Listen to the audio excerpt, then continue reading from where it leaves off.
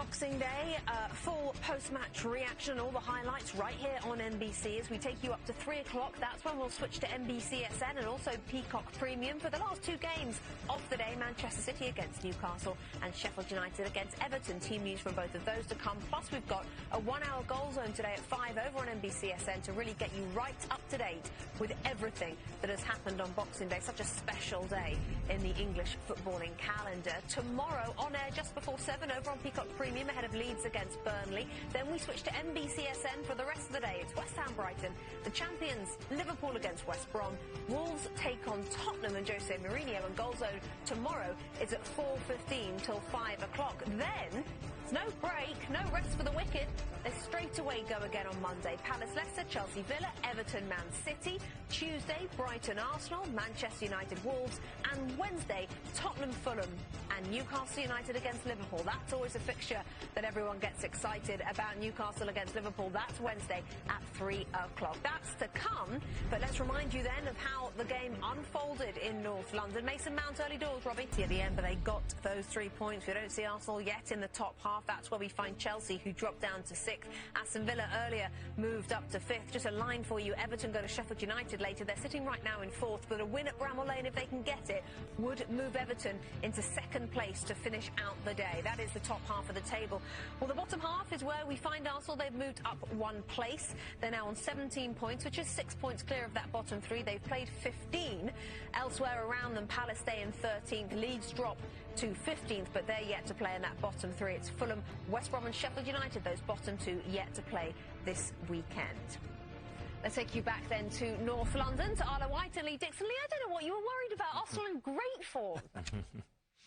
The lucky new knee.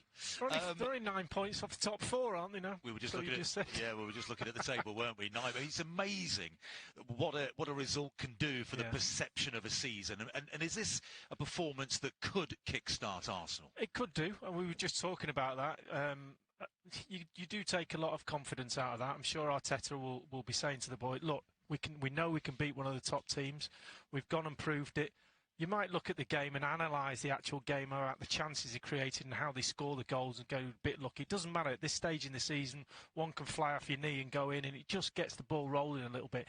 It's about trust now. It's about, do you trust each other as a teammate to do that performance again and keep churning them out? Some good performances today from the younger players. That'll be encouraging for Arteta, and it might wake a few of the older players up from the outside who go, do you know what? We've got to step up a little bit to get back in the team. That's what it's all about. That's churning those performances out is what being at a top team is all about, and you've got to do it week in, week out. And maybe Willian and David Luiz don't just march back into the starting 11 when they're available.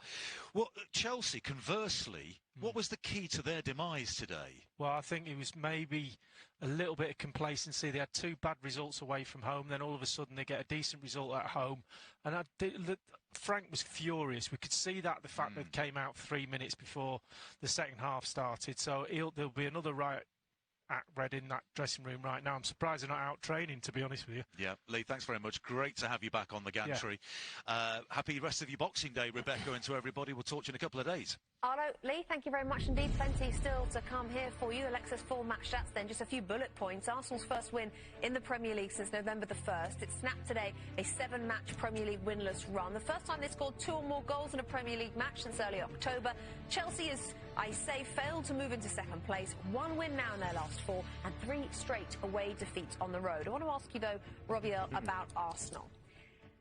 Their form has been so poor, and then they pull off one of the best results of the season from any team. How? How's that happen?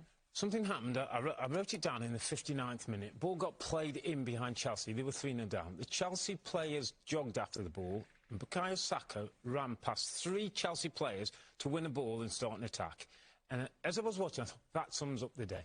That sums up a team that went to youth, went for energy, went with less experience, went with less quality, but prepared for the game back. Were prepared to work harder, do all the things they had to do.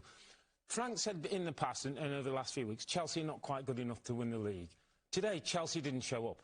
Mentally, they weren't in the right place to start the game. In terms of the team sheet, there should have been only 1 winner.